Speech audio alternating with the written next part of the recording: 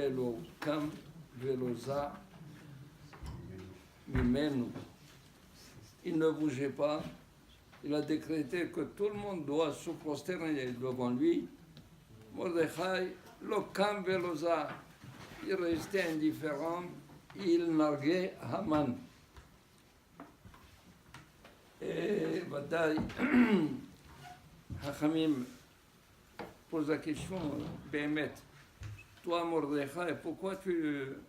Il dit non, Haman c'est mon Eved. C'est mon Eved. Et si je dois me lever devant lui, je suis en train d'être Meshahrer autour. Et comment était son Eved? Ils étaient des soldats ensemble dans la troupe de... Comment? Il était soldat avec Haman pour le roi de Perse.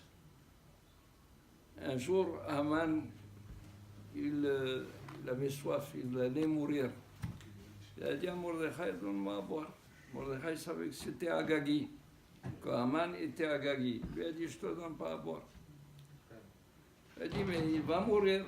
Il lui a dit, moi je veux boire moi aussi. C'est ta vie, ma vie passe avant la tienne. Haman lui a dit, je serai ton Eved. Tout, il lui a dit, comment je vais le savoir? Il faut écrire. Alors il a dit, j'écris. Il fallait de l'encre. Il n'y avait pas d'encre. Il lui a dit, fais-moi saigner, et avec le sang, on va écrire l'acte. Et c'est ainsi que Haman s'est vendu à Mordechai comme Eved. Et Mordechai l'a sauvé. Chaque fois qu'il passait devant lui, il lui montrait l'acte. L'acte. Comme quoi, il était son Eved. C'est déjà beau qu'il n'a pas déclaré devant tout le monde que Haman est son Eved. Mais au moins pour Mordechai, il était Eved. Il a écrit sur la chaussure, il me semble. Comment? Il a écrit l'acte sur la chaussure. Sur une chaussure, il a écrit l'acte. Il a écrit sur un papier. Pas une chaussure? Non, pas de chaussure. Après, il disait toujours... Il je lui ai montré une chaussure. Il a montré la chaussure. Oui. Oui. Pour l'écraser. Voilà. Pour l'écraser. Sur un papier. Une version, c'est une version. Si toi tu as la chaussure, moi... Il y a une version, aussi la chaussure. Aval. Il reste une question. La question est de savoir, Béhémet, toi Mordechai, tu mets en danger tout le peuple d'Israël. Et tout le peuple d'Israël, il peut te poursuivre et te tuer parce que tu es un rodef de Ham Israël. Tu as provoqué la colère de Haman et au lieu de s'attaquer à Mordechai seul, il a voulu porter la main sur tout le peuple, toute la population juive qui se trouvait dans l'empire d'Assuérus. Et pourquoi Mordechai ne savait pas du tout qu'il avait un digne de Rodef? Il ne savait pas qu'il mettait en danger le peuple d'Israël. S'il ne voulait pas du tout se prosterner devant Haman, il n'avait qu'à fuir, à partir ailleurs. Et même si il devait se prosterner devant Haman, quel mal y aurait-il? Qu'il se prosterne. Il y a dans la Gemara, dans Masechet Megillah, où les Tosfot ils disent que Nebuchadnezzar, quand il a mis son pécelle, sa statue, et il a dit, chaque fois que vous entendez Kat Karnad et Tishrikun, quand la corne elle va siffler, elle va sonner, alors Tisgedoun, vous devez vous prosterner devant le pécelle. Il a dit là-bas, si Hanania, Mishaël, Azaria, on les avait fouettés, on les avait obligés par la force à se prosterner, ils n'avaient aucune avéra. Il n'avait aucune avéra. Pourquoi? Parce que ce n'est pas Avodah Zarah. Le péché n'était pas Avodah Zarah. Haman n'était pas une Avodah Zarah. C'est vrai que lui voulait se considérer comme une divinité, mais ce n'était pas une Avodah Zarah, ce n'était pas connu pour tout le monde. Imken, Mordechai lui-même, s'il avait été obligé de se prosterner pour sauver les Bnei Israël, il l'aurait fait. Qu'y a-t-il de mal? Mais comme il a tenu, il a provoqué la colère de Haman, les Bnei Israël pouvaient le poursuivre, lui, comme étant Rodef. Mais Mordechai avait une svara, qui a été la svara. La svara est la suivante. C'est que Mordechai a vu que tous les Bnei Israël sont en train de s'assimiler. Ils sont en train de s'assimiler et ils ne veulent plus vivre en tant que juifs. Ils veulent vivre Nihyeh kechol ha'amim. Nous allons être comme tous les autres, comme tous les peuples. Et Badaï, il y a dans Maseret Megillah où les Talmidim de Rabbi Shimon ben Yochai, ils posent la question, ils lui disent Rabbeinu, lama niknesa mitam à l'âme Israël. Pourquoi cette mort? Pourquoi cette extermination? Il leur a dit, dites votre raison. Il dit, parce qu'ils ont profité du repas d'Ahashverosh. Alors il leur a dit, si c'est comme ça, c'est seulement Shoshana Bira. C'est les seuls qui ont profité. Pourquoi tous les 127 contrées? Alors, ça se pose comme question. Badaï, pourquoi? Parce que les Bnei Israël sont partis chez Haïskel, qui était le maître de la Gola. Ils lui ont dit, un Eved qui appartient à un Kohen, le Eved qui appartient à un Kohen, Eved Knaani, ce qui peut manger la terouma. Alors il leur a dit, oui, c'est Abdo, c'est Kenyan Kaspo, il mange la terouma. Alors ils lui ont dit, si le Kohen l'a vendu à un autre maître, est-ce qu'il peut continuer à manger la terouma comme il a mangé au début? Ah, il a compris la question. Il a compris, il leur a dit là, avec colère, il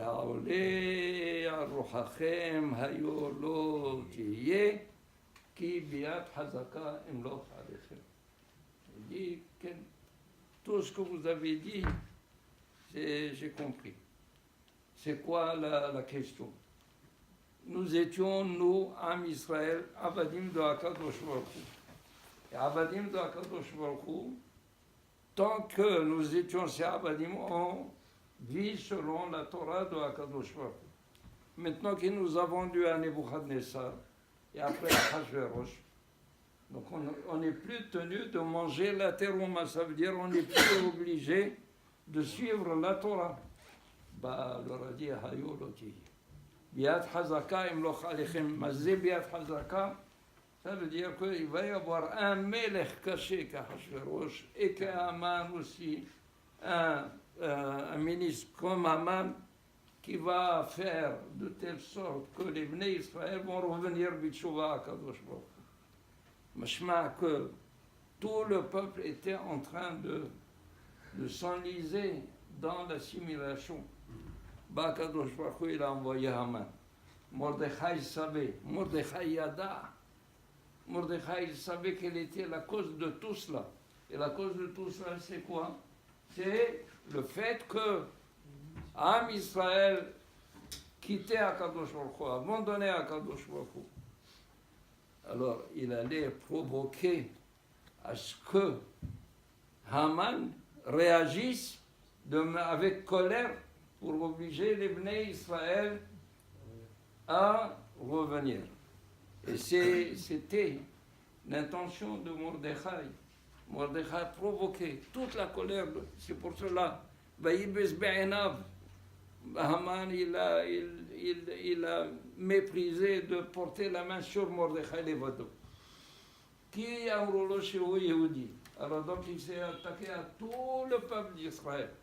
Tout celui qui habitait dans les contrées de Ahasuerus, il devait mourir. Pourquoi? Parce que Mordechai a provoqué justement afin que les Bnei Israël fassent teshuva et retour. Et cette provocation, la manière de la faire, ça plaît à HaKadosh Baruch Hu. Ça plaît à HaKadosh Baruch Hu comment? On sait, dans Korban Pesach. Dans Korban Pesach, qu'est-ce qu'il dit à HaKadosh Baruch Hu? Atochlou mimenu na, ubasher mivushal b'mayim, ki imtze li esh, rosho al kera'av, ve'al kirbo tochlou. Ça veut dire, les Bnei Israël se sont enlisés aussi dans la Avodah Zarah de Mitzrayim. Kadosh Baruch Hu leur a dit, il faudrait que vous fassiez quelque chose qui montre, qui manifeste comme quoi vous n'êtes plus du tout géré par les dieux de Mitzrayim. Et comment cela? En prenant la divinité de Mitzrayim qui est le talé et l'immoler et la manger, c'est l'iesh, grillé au feu.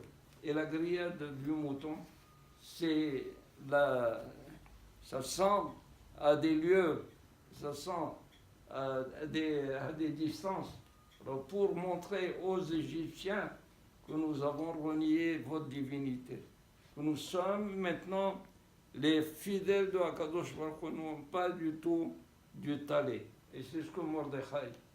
Et d'ailleurs, Mordechai, quand il y a eu l'édit, le Midrash il dit, Haman à un certain moment il a dit, je vais aller voir un petit peu Mordechai, dans quel état il est, dans quel état d'esprit il est. Il a été, il s'est habillé incognito, et il a été voir Mordechai. Il l'a trouvé où? Dans Beth HaMidrash. Il était en train d'enseigner des lois. Quelles lois? Kemitza. La Kemitza, c'est-à-dire quand on a porté la minha, comme on a lu dans le Kamatz Mimenu, mais le Komtso, il faut prendre une poignée de semoule, le Kohen. Et ça, c'est une avoda qui est très difficile à faire. Une des avodas difficiles à faire. Alors, il l'a trouvé en train d'enseigner à qui? À des enfants. Il a attendu. Quand il a fini, il lui a dit, Mordechai, qu'est-ce que tu faisais maintenant? Il lui a dit, j'enseignais, tu vois. Il a dit, mais qu'est-ce que tu as enseigné? Il lui a dit, HaKadosh Baruch Hu va construire Beth HaMikdash.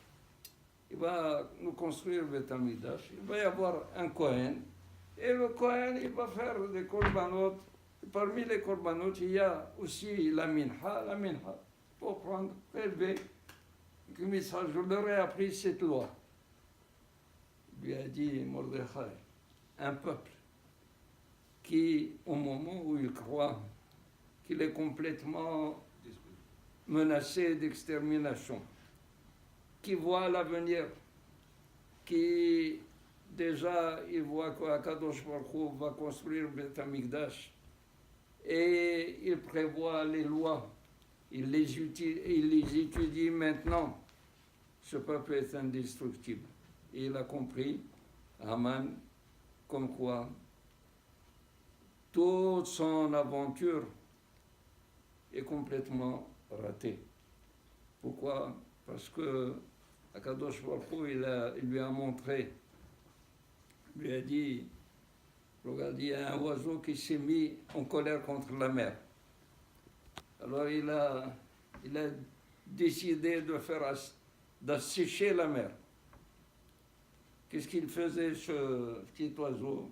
Il prenait un petit peu d'eau dans le bec et il allait le verser ailleurs. Un petit peu d'eau, le verser. Un petit peu d'eau et verser. Il a dit à Kadosh Baruch Hu, tu es exactement comme cet oiseau. Est-ce que tu peux comprendre que cet oiseau ne peut jamais assécher la mer? Ainsi, Aman ne pourra jamais anéantir ni détruire le peuple d'Israël. Et qu'une personne dans le monde. Pourquoi? Parce qu'il y a une prophétie dans Yermia.